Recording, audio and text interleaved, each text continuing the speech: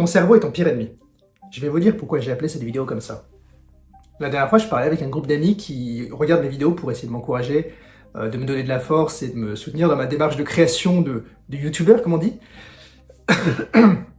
Et en fait, ils me disaient, bah, elle est cool ta vidéo de 27 minutes, Mathieu, mais on a l'impression qu'on se fait gronder pendant 27 minutes. Et bah ouais, bah ouais, mon gars, qu'est-ce que tu vas faire? De toute façon, tu peux mettre des pouces rouges, ça va pas trop changer le nombre de vues que j'ai. Non mais bien sûr, je rigole, c'est pas ça que je voulais dire, c'est que... En effet, ça peut paraître un peu méchant ce que je dis, même si je pense que je le dis avec beaucoup de bienveillance, et ça peut paraître peut-être prétentieux dans le sens où je pense avoir la science infuse ou la légitimité de dire bah il faut faire ci, il faut pas faire ça. Non, c'est pas du tout dans cette optique que j'essaye de le faire, c'est dans une optique de partager mes réflexions personnelles et les doutes, les convictions et tout ce que j'ai pu rencontrer au fur et à mesure de mon cheminement de pensée. Mais pourquoi j'ai introduit cette vidéo comme ça? Je l'ai introduit comme ça parce que je pense que je dis les choses de manière franche et crue et que le cerveau là-dedans est pire. C'est que tu vas avoir une petite voix dans ta tête qui va t'empêcher d'atteindre tes projets et en plus, elle va te le dire par des façons détournées. Je pense que on a tous déjà eu ce sentiment lorsqu'on essaye d'avoir un projet, que ce soit à court terme, à moyen terme ou à long terme, d'être très motivé au début, et la motivation descend au fur et à mesure des jours, des semaines, peut-être des mois si on arrive à rester motivé assez longtemps. Donc c'est ça dont on va parler aujourd'hui, c'est déjà de la différence entre la discipline et la motivation, et comprendre en fait le mécanisme cérébral qu'il y a derrière. Donc déjà, la discipline, c'est un comportement ascétique, grosso modo. C'est une somme de contraintes que l'on s'impose à soi-même pour atteindre un but. La motivation, ça va plutôt être un état psychologique dans lequel on va se mettre pour essayer d'atteindre un but. Et donc, comme tous les états psychologiques, c'est pas un état qui est pérenne, ça va pas durer dans le temps. Donc, la motivation, c'est bien. Lorsque vous commencez un nouveau projet, lorsque vous vous mettez à la salle de sport, que vous vous mettez à apprendre une langue, que vous apprenez un instrument, vous allez l'avoir pendant peut-être 3 semaines, 2-3 mois, et puis d'un coup ça va chuter, et vous allez arrêter. Et d'ailleurs c'est pour ça que personne ne tient ses résolutions de nouvel an, et je ferai une vidéo là-dessus prochainement, donc si ça vous intéresse, abonnez-vous. Et la motivation en fait, voilà, n'est pas pérenne, et donc lorsque la motivation descend, il faut que quelque chose prenne le relais. Et ce relais, ça va être la discipline. Or, la discipline, lorsqu'on n'est pas conscient du piège que nous pose notre cerveau, c'est très dur de la mettre en place. Par discipline, j'entends en fait faire quelque chose que l'on doit faire lorsqu'on n'a pas envie de le faire. Parce que sinon, lorsqu'on a envie de le faire, ça s'appelle de la motivation. Mais faire quelque chose que l'on faisait avant et lorsqu'on n'a plus envie de le faire, ça c'est de la discipline. Si vous continuez à apprendre une langue alors que votre période de motivation est en baisse, c'est que vous arrivez à avoir une discipline. Et en fait, je vais vous raconter une anecdote. Lorsque moi je me suis mis à la course il y a 1 an et demi, donc c'était en août 2023, au début ça allait super bien, j'étais très motivé. Puis la motivation a commencé à baisser. Et j'ai continué à aller courir tous les jours. Et en fait mes proches me demandaient mais comment tu fais pour rester motivé? Comment tu fais pour te motiver à aller courir tous les jours? Et moi je leur répondais, vous savez, enfin, je suis humain comme vous tous, et j'ai pas plus de motivation, j'ai pas plus d'envie, mais je me force à le faire parce que j'ai compris que mon cerveau, lorsqu'il me disait de rester chez moi, c'était pas une voix qui, entre guillemets, me voulait du bien. Donc je vais essayer de développer ce point parce que sinon je vais passer pour un gros schizophrène. Désolé aux schizophrènes qui me regardent. Ce que je veux dire, c'est que, disons que vous voulez vous mettre à courir un marathon. Vous allez courir très facilement les premiers jours, les premières semaines, parce que vous êtes motivé. Puis d'un coup, ça va baisser. D'un coup, vous allez enfiler vos baskets et vous allez regarder votre télé et vous dire « Ah, quand même, là, il fait un peu froid aujourd'hui, puis j'ai eu une grosse semaine, je me suis levé tôt ce matin, j'ai mal mangé ce midi. » le cerveau est capable de créer des milliers d'excuses pour vous dire « Non, aujourd'hui il y a une exception, donc j'ai le droit de ne pas aller courir. » Et lorsque vous commencez à écouter cette voix, ça commence à être la fin de tout.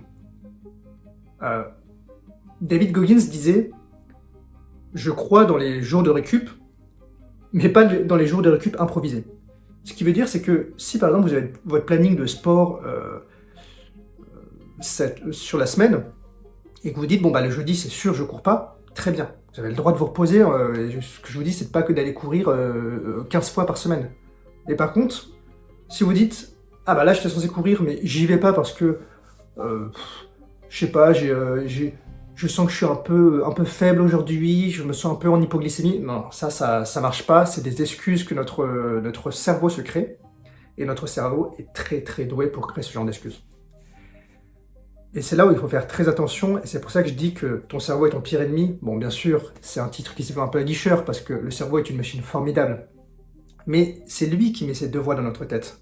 Qui met cette voix où « Ah, je sais qu'il faudrait que j'aille courir, et ah, là, je mérite du réconfort. Je mérite de ne pas aller courir parce que j'ai eu une grosse semaine, etc. » Et il faut savoir quelle voix écouter. Il faut être conscient que ce mécanisme existe dans notre cerveau, et une fois qu'on en est conscient déjà, c'est beaucoup plus facile de faire la distinction entre ces deux voix.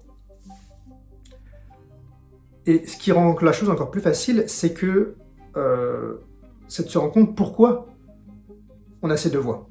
On a ces deux voix parce que, je ne sais pas si c'est générationnel ou si c'est humain, mais en tout cas, je pense que ma génération est très habituée à la gratification instantanée. Parce qu'on a vécu avec des services tels que Amazon, Uber Eats, les sites de cul, tout ce que vous voulez. Et c'est que dès qu'on a un désir, on a de quoi le satisfaire immédiatement. Et ça, c'est terrible parce que j'en ai déjà parlé, mais généralement, un désir qu'on satisfait immédiatement, c'est rarement bon sur le long terme. Inversement, réussir à être discipliné sur l'instant, ça va toujours être bon sur le long terme. Et donc, on n'arrive plus à se projeter dans le futur en disant « Si là, je me force ce soir, dans 3 mois, je récolterai le fruit de mes efforts. » Et c'est normal, c'est super dur, et je pense que faut aller à l'encontre de tout ce qu'on apprend depuis des années, dans le sens où, avec les réseaux sociaux, TikTok, Instagram, et cette recherche constante de la dopamine, on est habitué à avoir une gratification instantanée, et moi-même, c'est encore des choses que j'utilise énormément, et là-dessus, je suis pas parfait. Par contre, quand il s'agit d'avoir des projets personnels, j'arrive à comprendre, ok, là, j'en ai pas envie, mais je sais que mon cerveau me piège, je sais qu'il a envie de sa dose de dopamine immédiate, et je la lui donnerai pas. Je la lui donnerai pas parce que déjà, si je commence à lui donner, j'ai déjà échoué.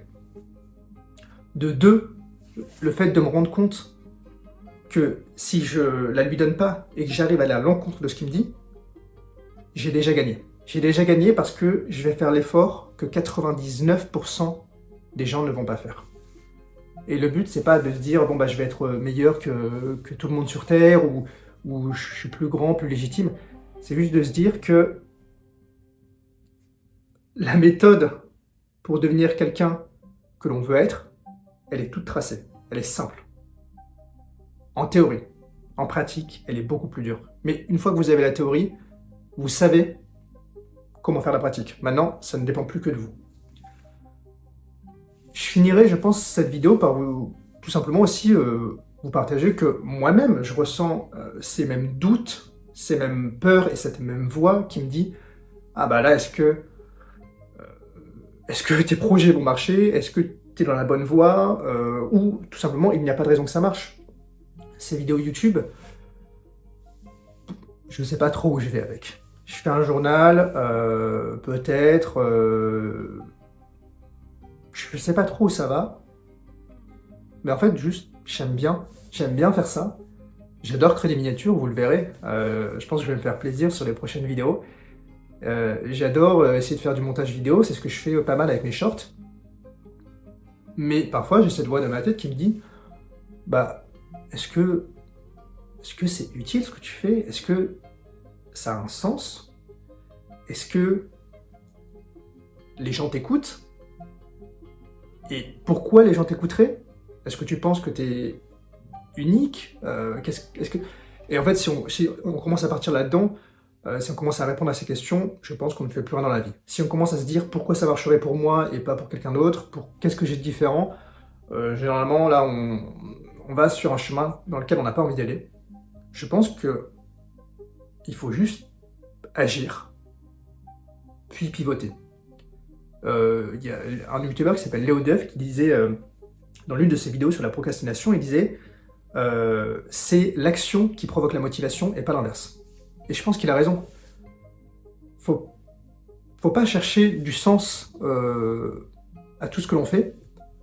Peut-être parfois qu'il faut juste se contenter de créer et voir où ça nous mène. Peut-être que je pivoterai du tout au tout lorsque j'aurai un peu plus trouvé une audience, si j'en trouve une. Peut-être que je serai plus écouté parce que je parle de tel point, ou parce que je dégage telle facette de ma personnalité. Mais je peux pas tout savoir et en fait, les questions un peu piégeuses que mon cerveau me pose, j'ai pas les réponses. Et si je commence à essayer d'y répondre dans ma tête, c'est l'abandon. C'est l'abandon. Donc je préfère lui dire, écoute, je vais faire des vidéos, on verra bien où ça me mène. Je pense qu'il y a des gens qui se posent les mêmes questions que moi, donc j'ai envie de partager ça avec eux, que les gens voient qu'ils ne sont pas seuls et que moi, je vois que je ne suis pas seul, et on verra bien. Et c'est un peu ce qui va s'annoncer pour les prochaines vidéos, c'est créer et le vent me mènera où le vent me mènera. Voilà, c'était cette petite vidéo sur le cerveau, donc j'espère que j'ai pu aborder tous les points que vous aviez en tête. C'est très probable que non. Moi-même d'ailleurs, je pense que j'ai oublié quelques points. En fait, pour tout vous dire, j'avais préparé cette vidéo sur quelques notes, sur une feuille de papier, et je me suis dit, je préfère laisser libre cours à mon esprit, à ma parole. Je trouve ça plus authentique, plus sincère, et tant pis si j'oublie des choses, je pense que j'aurai l'occasion d'en reparler dans une autre vidéo. Moi, mon objectif, c'est surtout de m'habituer à prendre la parole sans trop d'interjections type bah, ce que je fais énormément, je suis désolé. M'habituer à prendre la parole, vous parler, et voilà, le reste, ça sera à écrire. Je vous remercie de m'avoir écouté, c'était Mathieu, à la prochaine.